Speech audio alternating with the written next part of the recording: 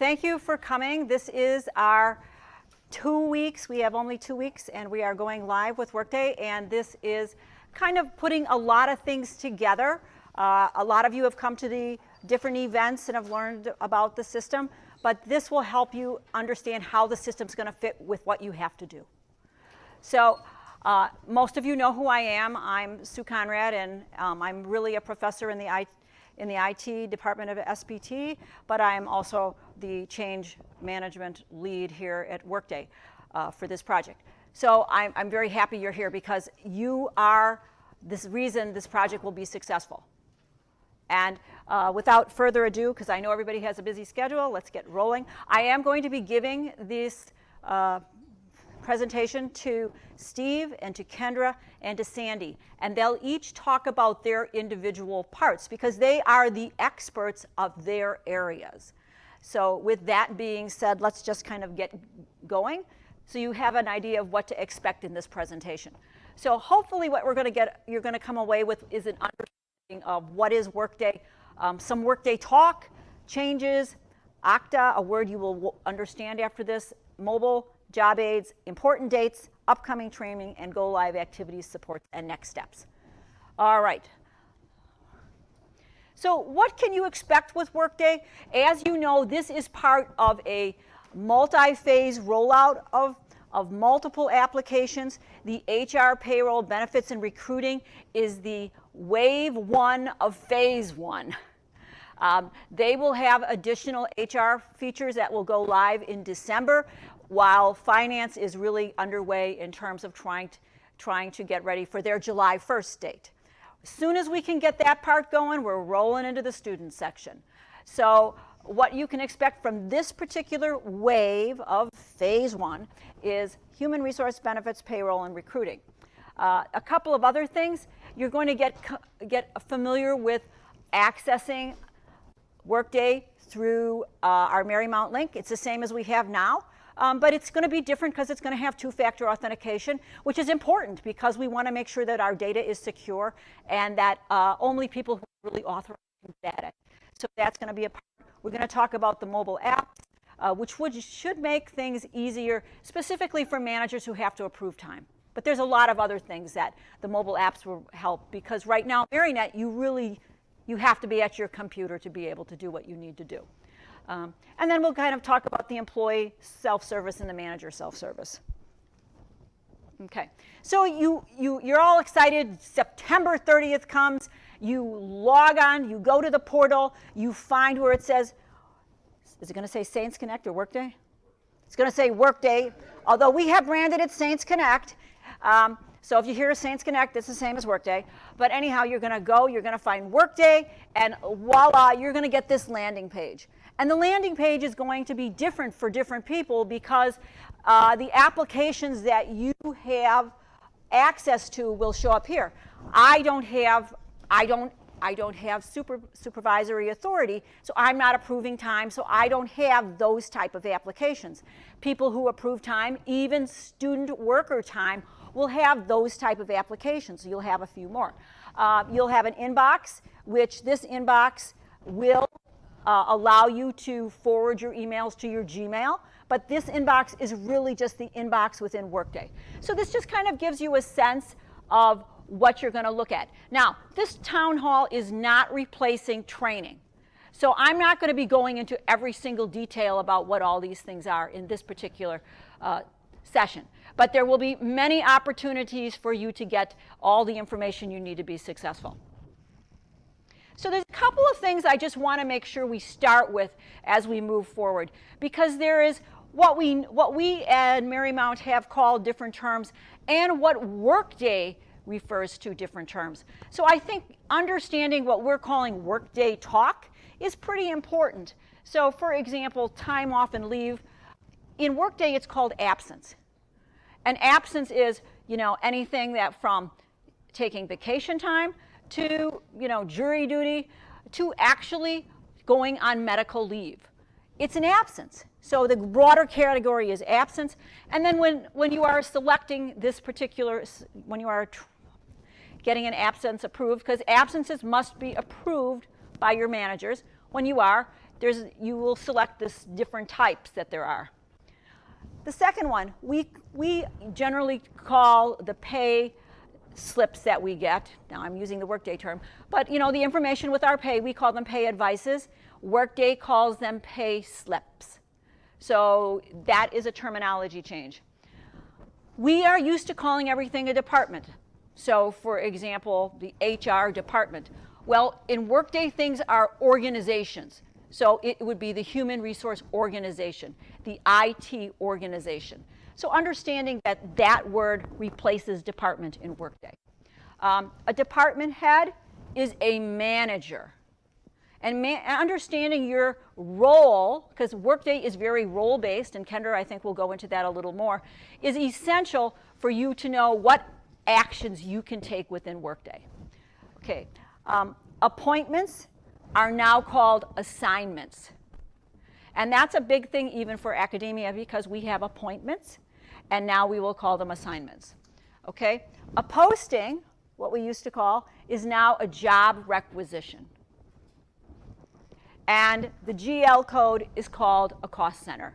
So this is just terminology that will help you better navigate through Workday and understanding what these things refer to as you're getting acquainted with the system. So now we're going to talk about the power of one. And with that, I want to introduce Kendra to come on up, and she will guide you through this piece.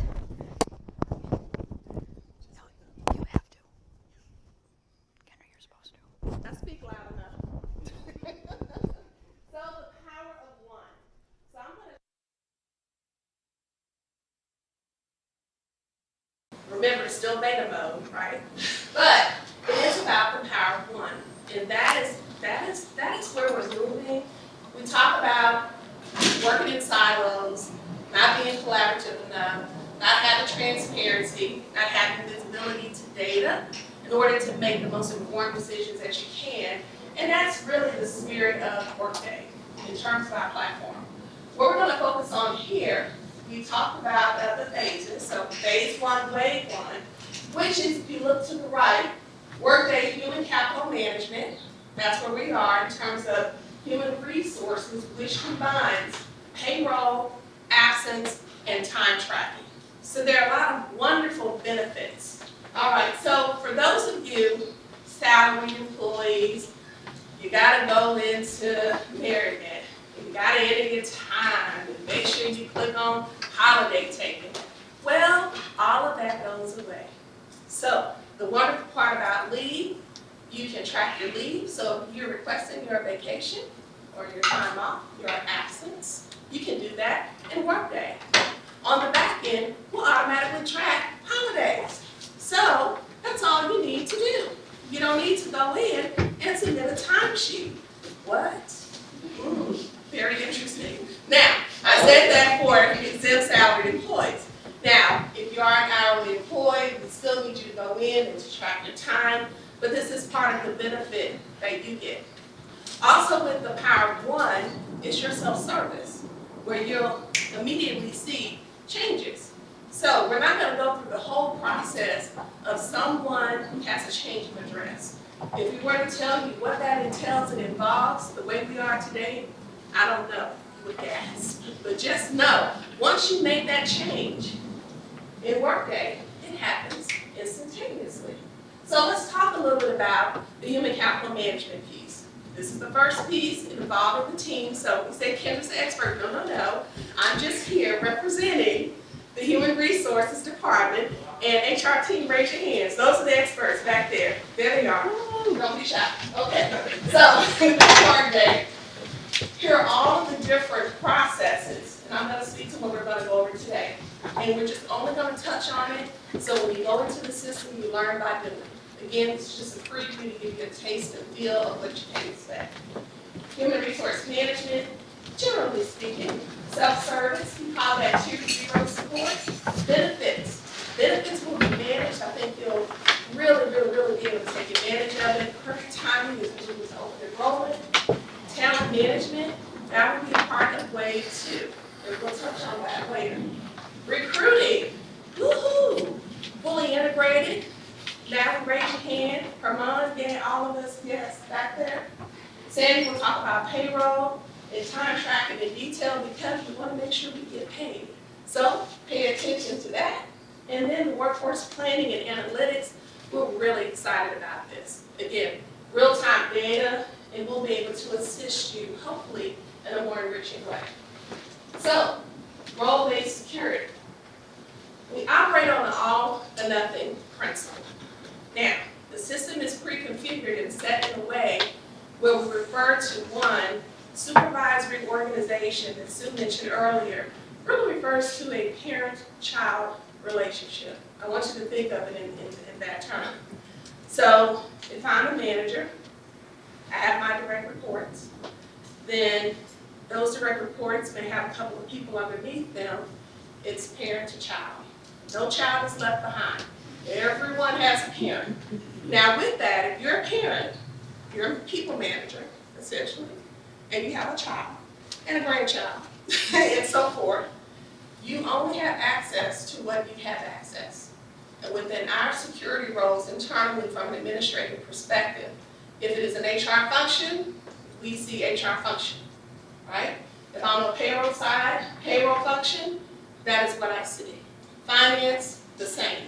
It's based on security rights based on your role. As a supervisor, you see what's within your purview, okay?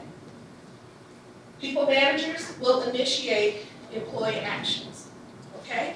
So, what does this mean? There's been a lot of conversation, and this is how I like to look at it. The power to make those changes is within your hands. So right now I'm referring to those of you who actually manage individuals, okay? So if there's a change, someone's term, right? You can go ahead, indicate when their last date is gonna be at Marymount. You can upload a resignation letter, you can do that and process them through the system. We'll get to the other pieces. It's not someone generating a PAF, okay? So we'll talk about what that means from that perspective. If there's a status change, is this person shifting maybe from full-time to part-time? Part-time to full-time, hopefully there's funding there, you've already pre-negotiated some things, you go in and you initiate that action yourself. That is not the role that an administrative assistant will play. That is the role that the people manager will play. So it is a shift in how we do some things today versus what it's going to look like tomorrow. All right, security roles, again, they're managed by the department lead. So if someone wants access to CHR, you just can't view it. You're able to go in and do things. So if there's a report that you may need from HR, we do have some HR partners, talk to us. You can go in and submit a ticket, we'll try to generate that report for you. I'm just throwing a few things out there so you understand what the security roles are. And ultimately, all security roles are managed through IT. Woohoo! Yay! Yay. All right, so what does this mean for recruiting? Well, we have several systems today that we use to manage our HR functions. We have, of course, Colleague. We know this is the big push. Workday will replace Colleague over some time.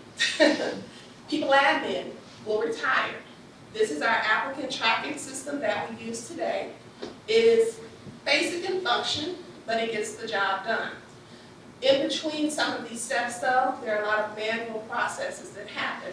Outside of people admin, back to people admin. And I know some of you understand that process, and it's been maybe a little painful, but for you pros, I know it's just easy breezy. Nonetheless, it will retire the end of this month. We're officially moving to Workday to process everything for job recs, okay? So there's a nice process to that. I'm going to get to that, but I wanted to let you know people admin will ultimately go away, and that includes our contract with the university. So moving forward, we will use Workday. So here's a quick snapshot. What does that mean? 4 key things that you can, and this is great in Workday. You always want to get your plan together in terms of your workforce planning, so you'll have information available to you at your fingertips. You'll be able to drill down into your organization, Who am I referring to when I say this? You will be able to drill down into your organization. Hello? People managers. People managers. This is a little different, right? The process here is initiated by the hiring manager. That is the difference.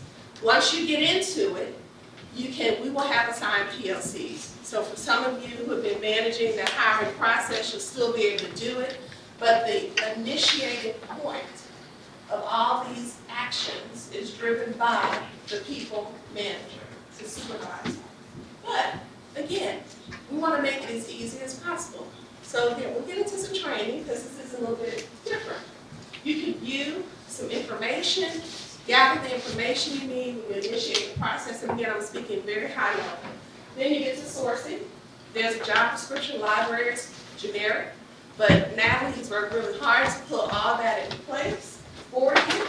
And you then assign PLCs as your recruiter and search committee as you do today. When we get to hiring, wow, automated, step by step. So picking up the phone, can you do this? I need to check on that. You can view it, it's right there online. You can see exactly where you are along the way with that whole process. And that includes background checks. So as part of this change, we do have a new background check vendor, First Advantage. Long gone are our 5 to 7 processing days. They actually have cut that time in half. So that has actually sped up our process, and we've tested that outside of Workday now, since we're actively using the vendor. But here, the candidate can come through. When we initiate background check, they click on that link, release that information, provide us what we need, and then it's off to the races. And then you know whether that has passed or failed, and you continue to move through the process. Huge improvement. That's one of the things that I think will cut down on that hiring time frame. So all of that is integrated into Workday. Offer letters, they're auto-generated. You don't have to wait on us to send that offer letter, right? But in order to generate that, you have to go step by step by step. You can't go from A to H, right?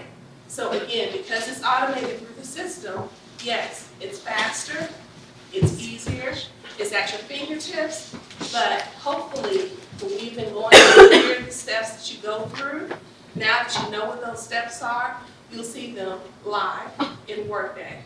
So to get to that offer letter to be generated, you still need to hit all of these steps. And then onboarding, new hire checklist. Oh, that's right, paperwork. What happens to the paperwork? Oh my goodness, it's online. Hello. Okay, so this is great. And then there'll be a new email that'll be sent to the employee, welcoming them. Managers, you'll get an alert if you want to send an upfront message before they even arrive. So when they come on the scene, their email will be ready. When they get here, with all instructions, greetings, you can say hello, have the team send a welcome message to them. Voila, there it is. Now it sounds wonderful. Again, we have our disclaimer, it's brand new. So we're gonna try it, we're gonna work it out, but we're very happy about that. Benefits, one-stop shop, another exciting piece. And we get to really drive this and test it out for open enrollment. So it doesn't matter anymore. Whether you're a new hire or whether it's open enrollment season, you'll be able to go in here. There'll be a task in your Workday inbox.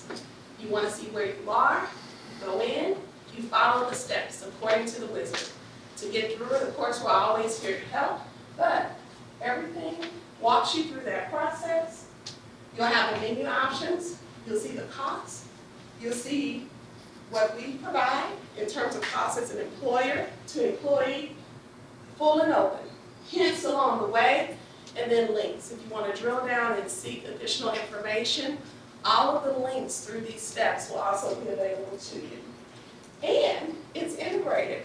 So those forms that Paula's had to fill out and go in and contact each individual vendor for every time someone enrolls in benefits, well, it's all loaded and it's uploaded and sent out vendor on a weekly basis.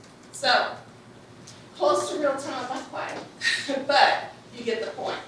And when you're done enrolling in your benefits, you'll have a confirmation statement. It'll be right there anytime if you want to go in and see what have I enrolled in terms of benefits, but you'll have it at your disposal. So again, another thing we're excited about. Okay, self-service, again. So, no more PAFs. I didn't say DocuSign, PAFs, right? So you will see some of those templates disappear.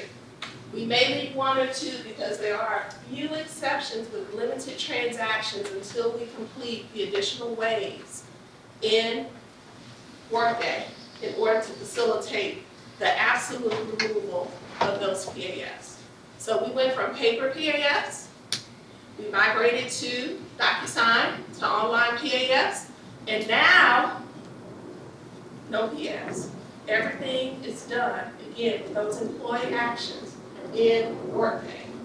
One-time payments, some of those stipends and everything, again, who's doing the initiation here?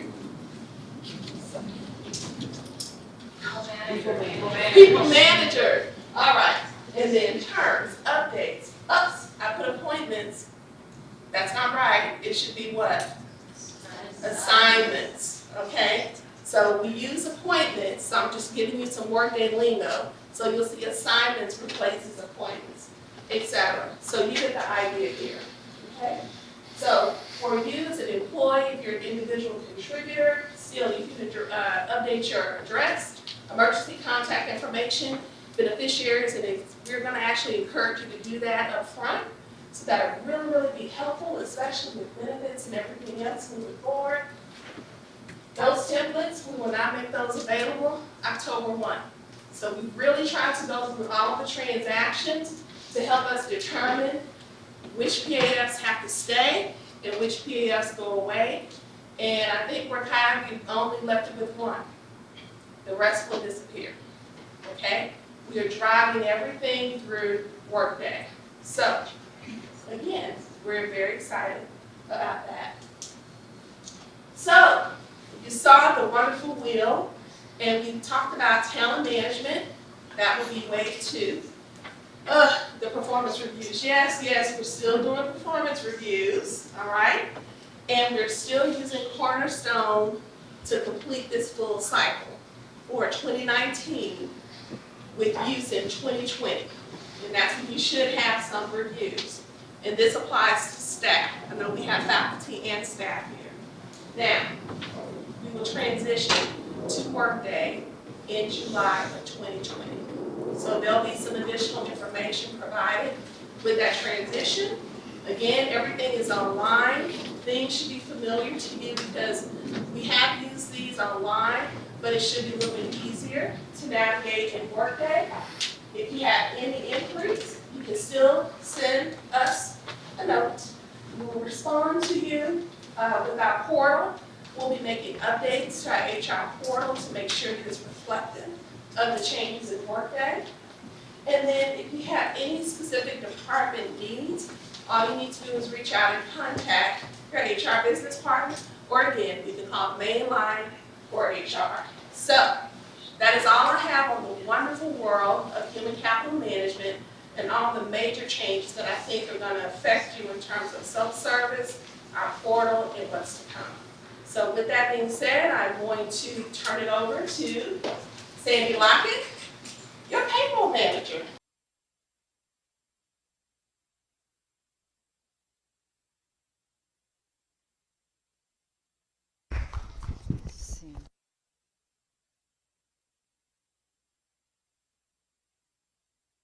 Show you guys. Okay, you wanna? All right, how are you? As everybody know, I'm Sandy Lockett, the payroll manager. I'm going to talk about some of the changes with payroll for Workday time cards, overtime, holiday pay schedule, because that's changing, as well as how payments are done. All right, so currently in Marymount, all employees accept faculty and adjunct input hours into Marymount. Going forward in Workday, salary employees will no longer be doing time cards. Can I get a round of applause for that? Thank you. Oh, can I get a hallelujah? Thank you. All right. Currently, the way it works in Colleague, on the Tuesday after the payday ends, employees have until 4:59 to do their time cards. Approvers have until midnight. In Workday, it's still going to be on Tuesday, but the difference is time cards have to be approved for those non-exempt employees and those student workers by 5 p.m. So approvers can set their schedule to have their employees to submit their time earlier so that they can meet that 5 p.m. deadline. Okay? Paper time cards currently, when student workers don't put in their time cards, they're allowed to submit a paper time card. If they get them to me by 12 noon the next day, we'll process them. Come Workday, paper time cards go away. Okay, so you have to make sure your student workers, if you have them, are putting in their time by the deadline. If they miss the deadline, they will have to work with you in the payroll office in order to get paid. Okay, manual checks, we're not going to be doing manual checks because right now students, oh, I need to get paid. They need to be responsible to make sure they get their time in the system to be paid normal like everyone else. Any questions? All right. Continuing, currently non-exempt employees in Colleague, some put their in and out times in, some don't. They have a schedule. Come Workday, all non-exempt employees and student workers will have to put in their in and out times in Workday. And the system will automatically calculate the hours, the overtime. If you get a premium, if you're a shift worker, it automatically will be calculated. There will be no more adding the extra time to your time card. All right. Oh, well, thanks for throwing that in there. This is what a time card looks like. When you go in Workday and you click on your time card, you just click on the day. You'll put in, I came in at 9 o'clock in the morning. I left at 5 p.m. Okay. The same with, and we'll talk about holiday in a moment, so I'll show that. Okay. So I wanted to share with the group for non-exempt employees and student workers who will be putting their time into Workday. There's going to be a difference in the calculation. Colleague does not round. Okay.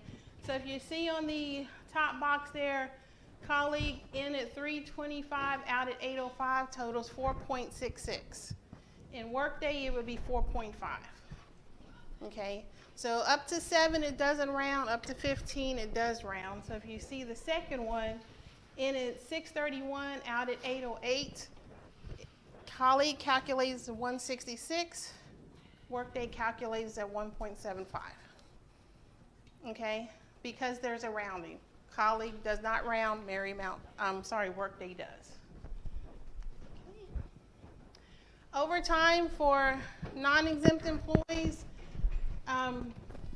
In Colleague, we currently use a standard overtime calculation where it just calculates on hours worked over 40. In Workday, it will still calculate overtime on only hours worked over 40, but it's going to use FLSA calculation.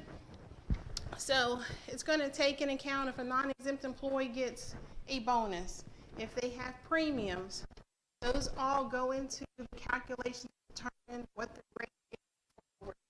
Okay. So any non-exempt employee wants to stop by and talk to me about it and explain that in more detail.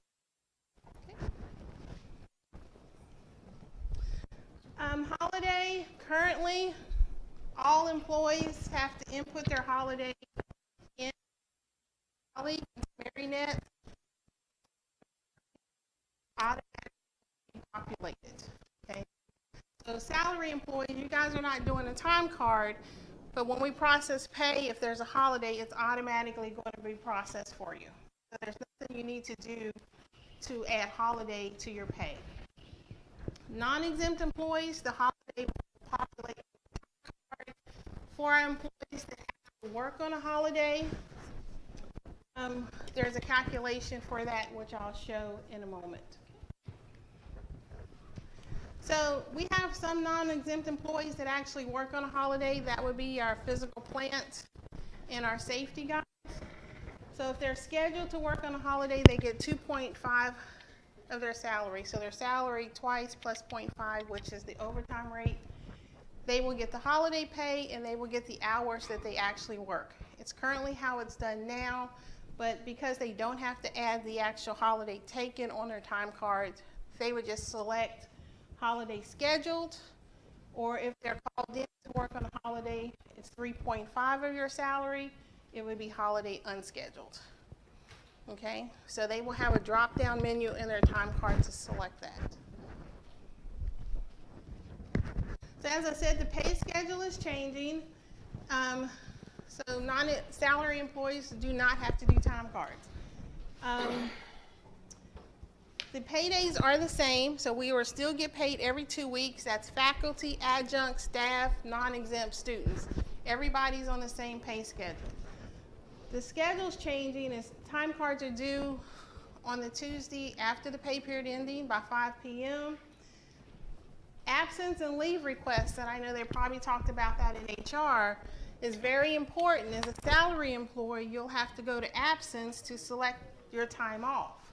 Your approver needs to make sure that is approved by the deadline on the schedule so that it's captured in the payroll when we're processing that week's payroll, that bi-weekly's payroll. Pay changes, that could be one-time inputs. That could be pay changes. If you're changing your direct deposit, if you're changing your taxes, you need to do it by the due date that's going to be listed on the pay schedule, okay? So if you miss this due date and you're changing your direct deposit, it's going to be 2 weeks before your direct deposit takes place, okay? Payments, again, everyone is paid every 2 weeks. All employees will be able to see their pay statements in Workday 2 days prior to payday. In colleague, currently only employees with direct deposit can actually see their pay stubs, okay? Checks will still be mailed out on Wednesday, so if you're still getting a check, I ask you to get direct deposit, but I can't make you do it. So if you're still getting a check, it will be mailed on Wednesday like normal. Okay, and if you have any questions, you can always contact the payroll office. All right, so payroll summary. So just basically this sums up. Managers must do time cards by 5 p.m. on the Tuesdays. The employees will not get paid if managers do not approve the time cards. That's actually, I thought that was taken out. Here's what happens. If an employee does not do their time card by the time we close payroll, they will have to contact their manager or payroll to get their hours in the system for processing, okay? If approvers don't approve time cards, then we will have to approve them on the payroll side. There will be notifications sent out on Monday before time cards are due, and there will be 2 notifications sent out on Tuesday the day time cards are actually due. So no one can say they didn't know, so they will be only sent out to those that have outstanding time cards and to approvers that have not actually approved their time cards. Okay? Your pay statements will still be, they'll still be able to see them in Marymount? The old ones. The old ones. So the pay period ending 9/28, which is paycheck 10/11, will be in Workday. Okay, anything prior to that, you will go to Marymount to review your pay stubs. Okay. All right. All right, any questions for payroll? All right, thanks for, yes. You mentioned that holiday you wouldn't have to input or what about weather events? So weather events, that's a very good question. Non-exempt employees will have to select that for their time card. Everyone else will have to go to absence and select the inclement weather from there. Okay. Any other questions? All right, thank you guys.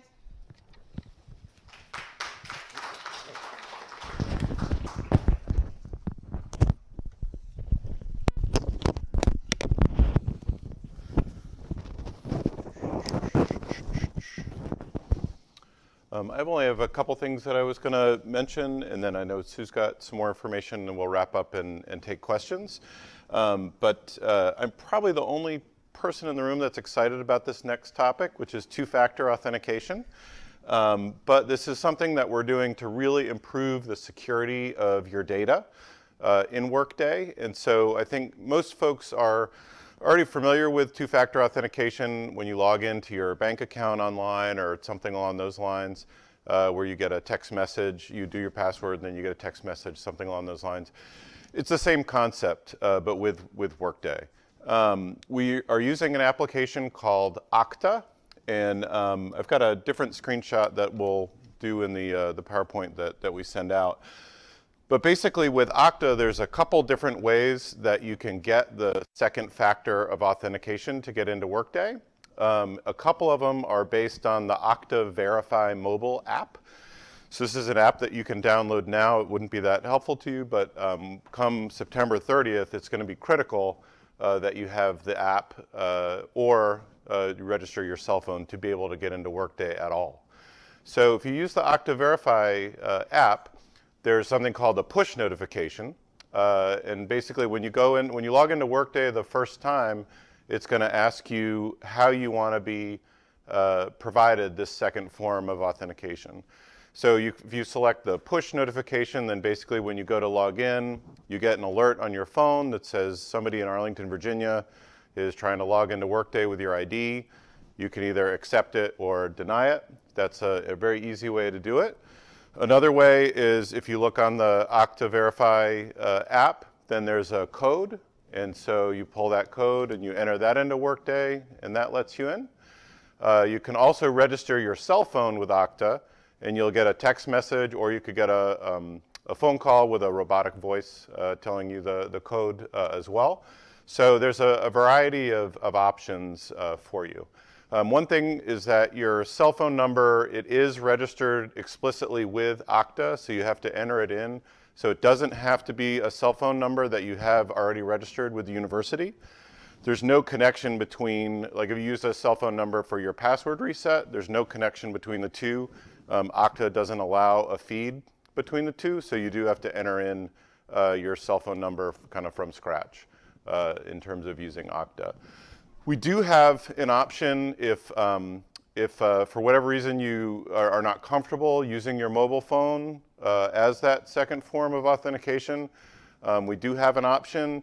To do that option, you'll just email ITS and ask us to help enable that option. Basically, we can set up security questions for you. And what was the name of your first pet? That kind of thing. And so you'd have a couple security questions to answer to let you into Workday. That's not the most secure method, so that we're treating that as an exception case. But we do recognize that not everybody wants to be reliant on their cell phone to get into Workday. One good thing that I think folks will enjoy is that you don't need VPN to get into Workday. So from your cell phone or from home, wherever, you can hire people, you can change jobs, you can do whatever. So no VPN needed for that, which I know is it's a great security protection for us, but I also recognize it's very cumbersome. So we're kind of switching out the security of Workday and the two-factor authentication give us enough protection and defense that the VPN is no longer needed for Workday functions. And then within Workday, there also is a mobile app. So you all are welcome to download that now to be prepared if you're an overachiever. Be ready for September 30th.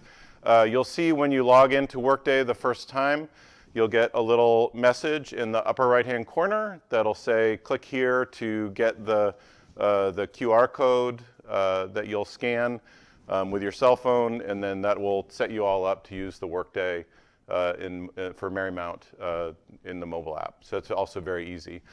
And one of the things that Workday really prides themselves on is that everything is optimized for the cell phone, for the mobile app. So I'm definitely hoping that everybody takes advantage of that.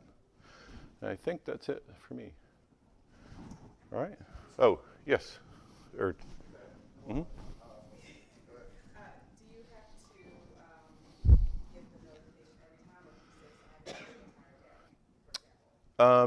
So it's every time there is a timeout of 30 minutes for Workday. So every time after 30 minutes, we are going to have an option for power users. So if there's people that are doing Workday all day, then there's something that we're going to have called YubiKeys.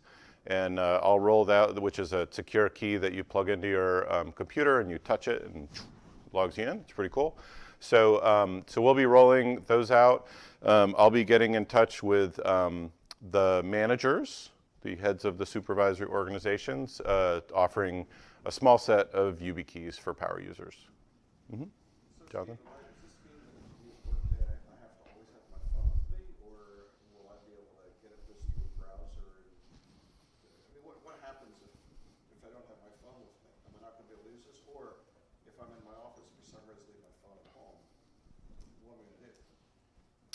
Yep, you would not be able to get into Workday. I won't be able to get into Workday? Correct. Can you make it, is it possible to make an email code, send it to an email? No, it's not an option. That is something that we had looked at initially, was trying to route it to an email, but it's not an option. Hmm?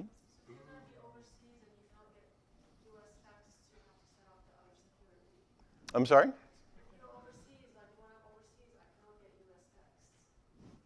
Okay. Yes, that's, yeah, we would want to set you up with the security questions as an exception. I guess so one option for you that I'm thinking of here on the fly. So no, I love doing this. So there is, as I mentioned, there was the robotic voice phone that you could do. So you could register your office number. And so you can click on, when you go to log in, you can click on that. Someone will call you in your office, say, Jonathan, here's your code, and do that. So that's another option. That's a good use case. I hadn't thought about that though. So, oh wait, Mark. Since most of our office phones, when we don't answer them, go to our email anyway, would that work? Would that, if you use your office phone with robotic voice, would that come through that way? Is that what you're saying? No, I think I think you have to click a button to get the robotic voice to speak. So, yeah. But no, these will be some interesting use cases for us to work out. Yep. Yeah. Yeah. That's the YubiKey is the option. Yeah. Yep. All right. Oh.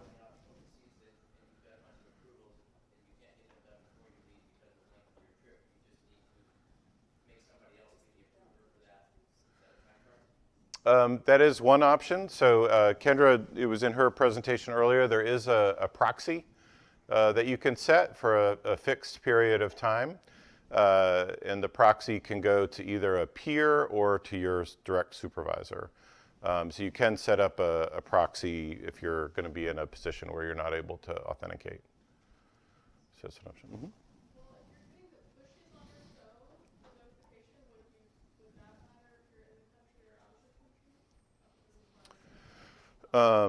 Yeah, no, that very well may work. If you're not getting text messages, you know, that's a very good point. Have you thought about a career in IT? Yeah, no, that's cool. So yeah, so that very well might work because that's all through the internet. So Aileen, we'll test next time you're abroad. So, Karen, did you have a question?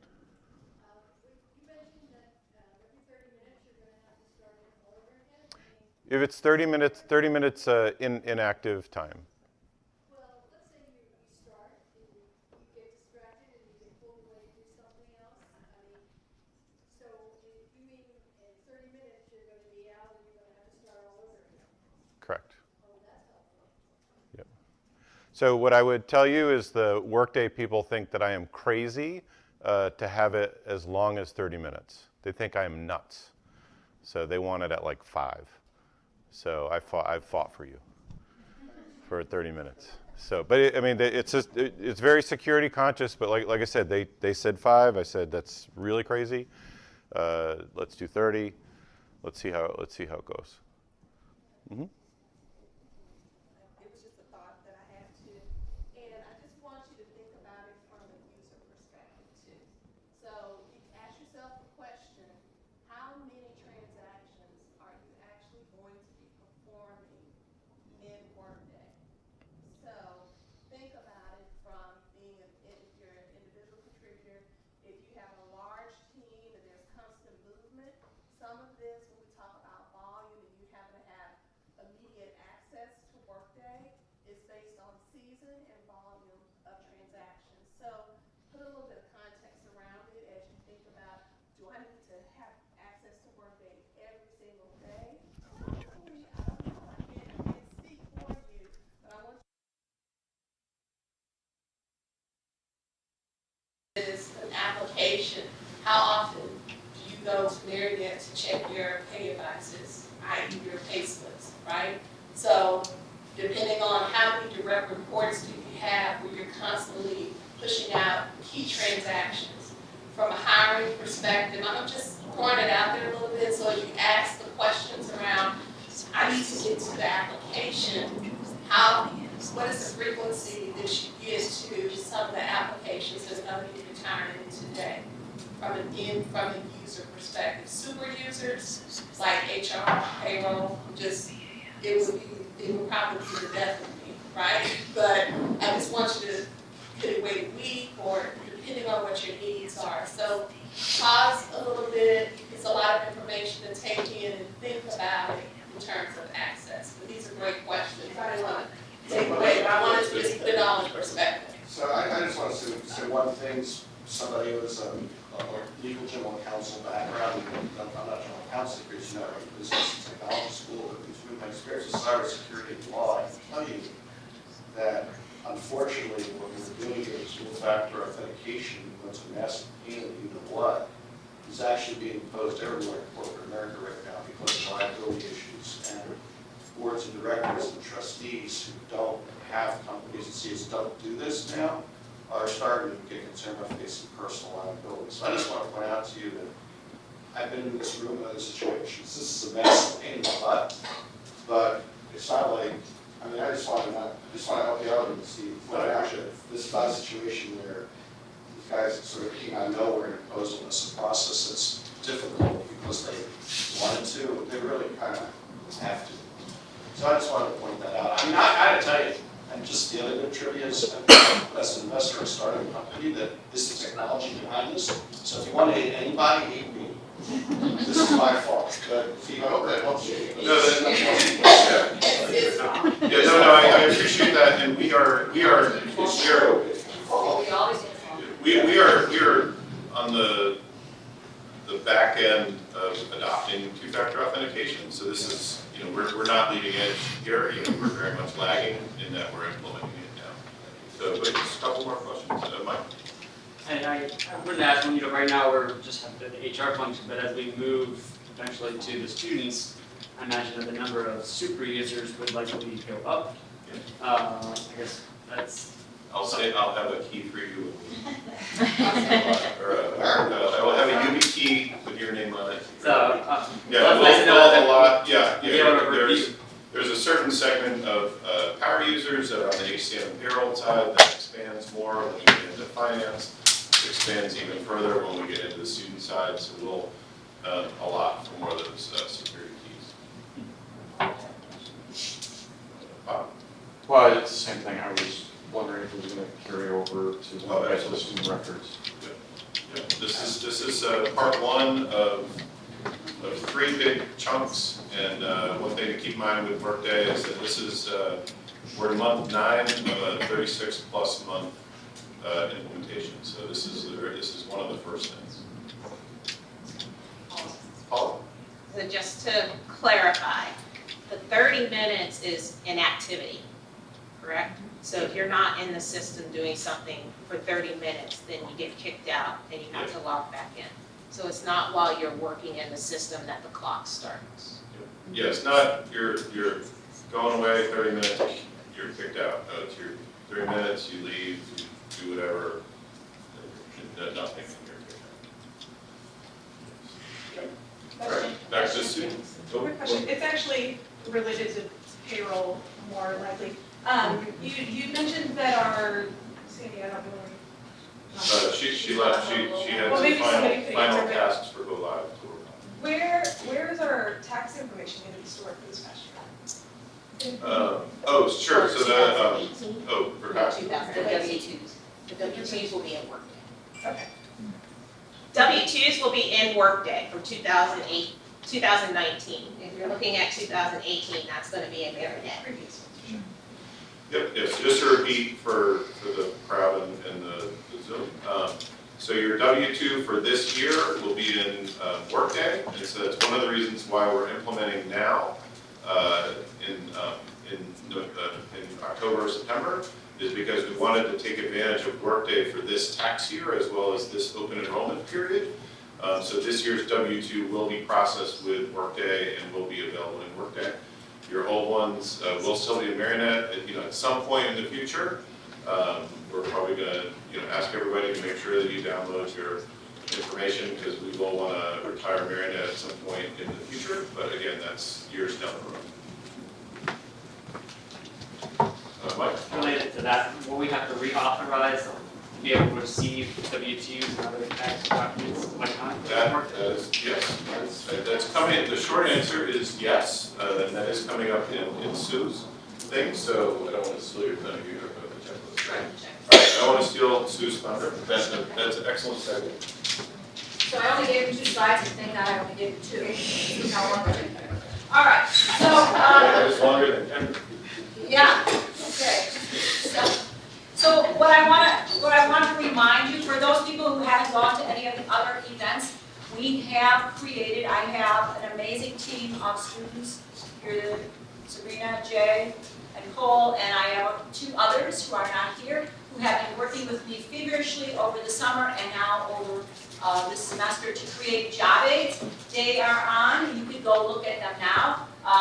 mymarymount.edu Saints Connect.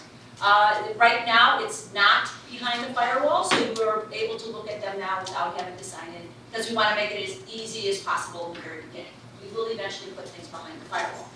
All right, there are 3 categories, so right now I am showing you the employee resources, and this just kind of gives you a sense as to how it is arranged, getting started in Workday, logging on to Workday, maintaining your personal information.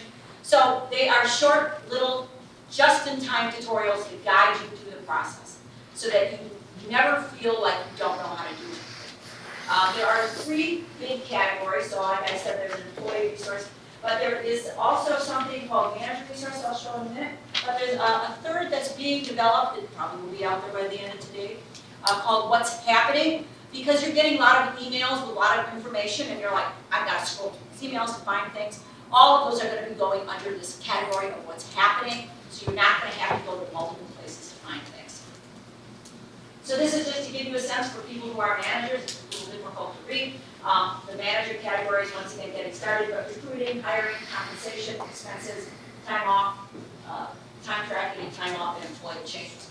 So once again, these are short tutorials. They will guide you through the process. If, and going through them, you find that there is some confusion, then you need to email me. Because the goal is that we've been working with them so long at this point that we do not see them as a novice anymore. We have become Workday experts in our own right. So these are just the job aids that you can find here, and I think you will find them very helpful. Some important dates. All right, so we know that September 23rd is the early time card approval date. And where's that happening? St. Mary. Okay. And then September 30th is our day that we go live on Workday. That is the day that you'll be able to see it on the portal and you'll be able to log in. You'll also get something called a checklist. And we're going to have this little competition called the Checklist Challenge. And the idea is that we're going to give some prizes to the department that has the greatest percentage of people who finish the checklist challenge. And we have a way of being able to monitor it through a survey that'll guide you through what are the items you need to check. That checklist is very important because it has you, for example, setting up your W-2s to be electronic or paper. It has you checking your beneficiaries. It has you looking at your emergency contacts and putting them in. It has you verifying your direct deposit information. So it is only to your benefit to make sure that you go through this survey that we have put together, very easy, and submit it and do all the checks so that your data is good. Because the system is only as good as the data, and the data is only as good as the data that you put in and that we convert it. So knowing that, I think, is a very important thing. We also have the 30th is start held transactions. That mean the hiring that we've been waiting on, we can get rolling on those. Absence requests. And then the 9th, our first pay advice is available in Workday. And the 11th is first Workday time and entry approval. So that is the Friday before we go on holiday. So that, unfortunately, our first time out the gate is, Columbus Day weekend. So you've got it on the Friday before for non-exempt. Thank you. I just saw it. So the September 23rd date, Sandy will be sending out a communication today. It's just like Christmas time. Well, it's not as fun as Christmas time, but it's time entry like we do at Christmas time. So you're doing your time card on Monday. You're estimating your time through the end of that week to do it early, so much like when we do for the holidays. And it is unfortunate that that our first time entry is on a holiday, so we want to make sure we move that up so we don't impact people. So that means that your hourly employees have to have their time in, i.e. your students, if you manage any students, and then you have to approve it. So that's kind of a challenging one. And then we have a list of upcoming training. We're going to have something called Workday Wednesdays. They will be in the same place. They are going to be in Raleigh 217. Okay, G217. And this is the list. This list will be on the web under what's happening as well with the time. They will be from 11 till 12. So it's every Wednesday, there's some kind of Workday training that will be happening. All right? Yes? Are they going to be recorded because some of the Wednesdays we can't make because of committee Yes. meetings? So that's a very good question. All of them will have a Zoom option and they will have a recording. Everything has a Zoom and a recording. And the recordings will be put out there under the what's happening. Okay? Okay. So our go live activities, we already know, we have this checklist. These are just a few of the things that are on there, your personal information, emergency contact, we have talked about this before. And then there's going to be on the go live activities, dates themselves. We're going to have in the Lee Center, Monday, Tuesday, and Wednesday, there'll be a desk that you can come and ask questions from 10 to 12, and there'll be staff with knowledgeable, or as knowledgeable as we can be, individuals to help guide you through Workday if you have any questions. And we really want to push this activity up forward. We don't want you coming 3 weeks after payroll has gone live to say something is really wrong with my payroll, because it's a lot harder to fix as time goes on. And then in Boston, we'll have something Monday and Tuesday from 6 to 8 p.m. If you can't make any of those, you have a problem, not to worry, because we'll talk about it in a minute, but there are other options. And the first payroll celebration for the university will be October 17th, and we will have cake and goodies for all. So, yes? That was so good. All right, so this is our Go Live support. So if you have an HR issue, you contact HR, just like you did before. If you have a payroll issue, you contact payroll, just like you did before.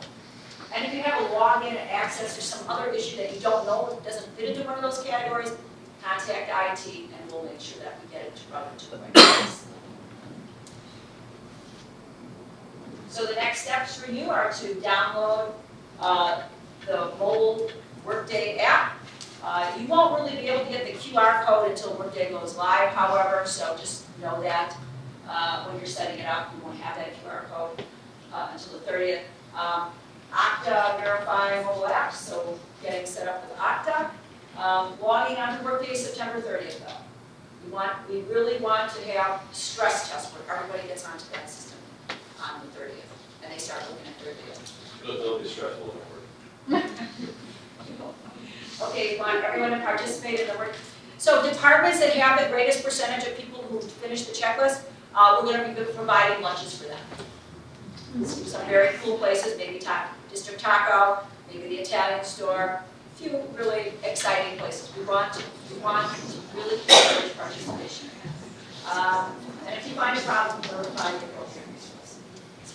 And that's all I've got.